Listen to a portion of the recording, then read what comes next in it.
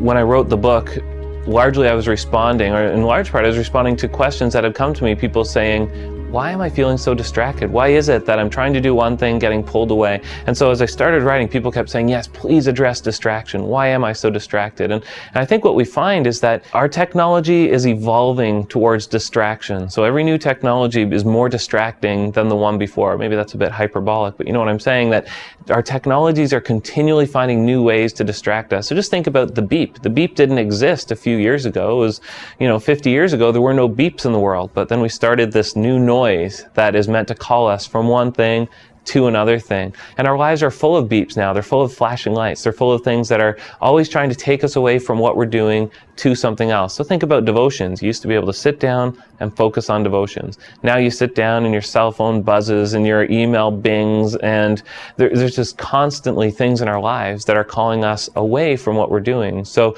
as Christians, again, we need to be very willing to find quiet spaces, to find areas in life where we remove those beeps. So think about having a basket in your home. When you get home in the evening, you put your cell phone in that basket, your wife puts her cell phone in the basket, the kids put their handheld gaming things in the basket, you put it in a cupboard and you don't touch it again until 9 o'clock or until the next morning. We've got to find ways of removing these distractions because they're always calling us away from real life. We're living in a space, but our heads are far, far away. We're sitting beside our wife, but interacting with the world online. We've got to be present in the here and now.